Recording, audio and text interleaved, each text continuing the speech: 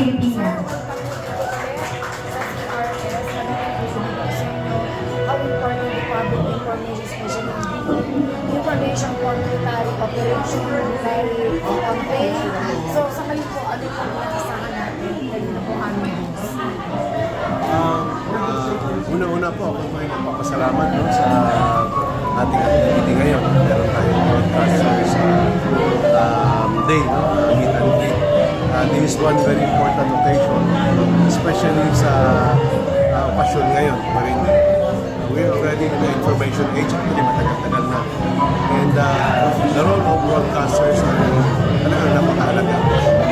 Now, bilang the commander of CRS-AFP, it is incumbent upon me na mainan siyempre yung capability ng ating armed forces. This unit, sa pamagitan na pag-elevate ng awareness ng kakayahan ng mga tropa, hindi lang sa tatlong aspeto na SIMO, but malaking bagay dito yung effort natin for public affairs, no? Especially dealing with propagating information. So, doon tayo nag-focus, and other than that, of course, yung mga training din, no? Kasi kagaya nung dati, yung mga previous natin na taon for the past more than 50 years, nakafocus tayo sa internal security. Ngayon, malaki na pinagbago sa internal security operations. Kumaga, 90% na-accomplish ng Philippine government. Although meron pa rin mga remnants, pero to some extent, masabi na natin nandito tayo sa strategic. So, we are already masters, hindi naman siguro masters, but to some extent, we are already in the upper hand dito sa internal security operations. Alam natin yung pamamaraan, paano i-address yung mga issues, paano tugunan ng government, yung mga iba't ibang dapat na tugunan, wala na yung internal security. Umaga sa basketball game, kapisado na natin, alam natin paano mag-report, alam natin paano manalo, alam din natin paano i-avoid yung mga violations. However, we are transitioning to territorial defense, where yung bago para sa atin. So, kailangan natin malaman yung mga rules and regulations. Kung sa game pa, hindi na ito basketball game. Siguro football game na. Hindi natin alam yung mga bagong rules ng football game. Hindi natin alam kung paano manalo din sa football game. Hindi natin alam kung paano sino-sino, ano mga kakayanan na kailangan natin. So, dito ngayon, since this is a new field of challenge, lalong-lalo na sa information age, very challenging. Malaking pondo kailangan dito, technicals, highly technicals, requirements sa cyber domain.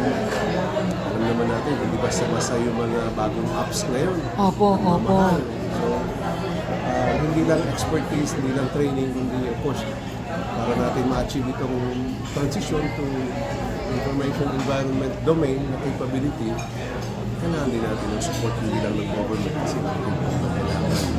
So, medyo malaki-laking challenge, but of course, kagaya nung dati, internal security operation, hindi natin aatrasan ito para naman sa bayang Pilipinas at hindi ginagawa natin. Doon yung direction natin.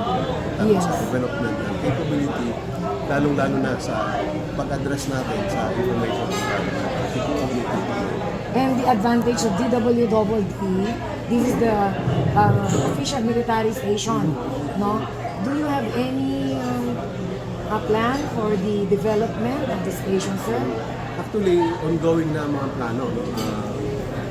Right now, mayroon na tayong procurement process. No? Bibuilding na lilipat natin yung station. No?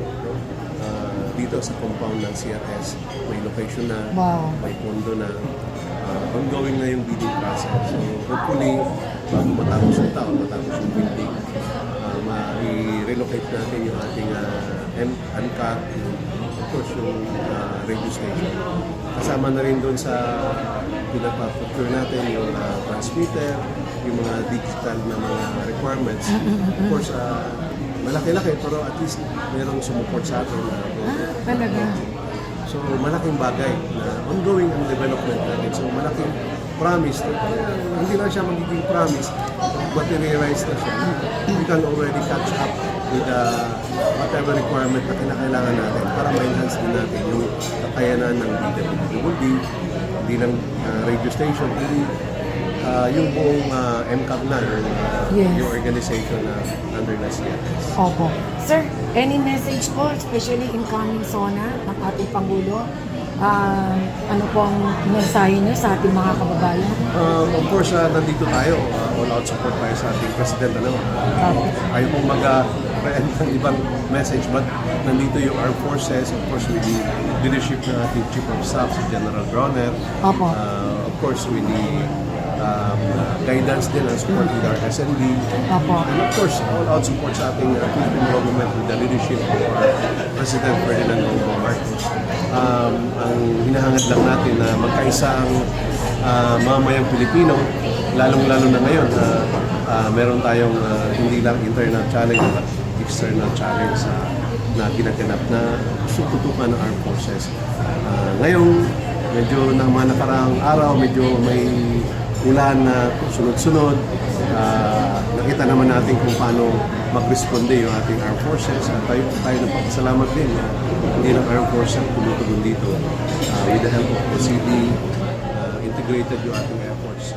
So kami ay natutuwa na hindi lang ito effort ng armed forces, kundi kasama ang mga mamayang Pilipino.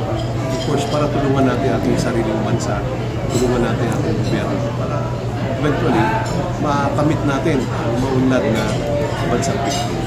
And the AFP also supporting the statement of course. our Secretary Of course, we are when it comes full to support sa territorial ating, dispute. Yeah, yun po. We are also one with our Secretary of National Defense. Nandun po tayo, tuwan-tuwa nga tayo at binigyan tayo ng napakalaking promise or napakagandang direksyon ng ating SND sa pag-improve lalo ng CMO units, lalong-lalo na itong CRS with the guidance ng ating SND. Alam natin na maganda ang magiging direksyon ng ating CRS-AFP towards addressing kung ano man yung kinaharap natin, lalong-lalo na sa challenge sa information and cognitive domain. Okay, sir, thank you so much na nakasama namin kayo sa Gabayan Action and Talking Heads Show sa ating programa sa IBC 13 and Teleradyo DZRJ. Of course, matagal na rin ang Gabayan Action dito sa DWW and thank you so much po to Armed Forces of the Philippines. Thank you, sir. Mga kaibigan, ang aming boss, of course, General Oliver Makiling. Thank you, sir. Maraming salamat.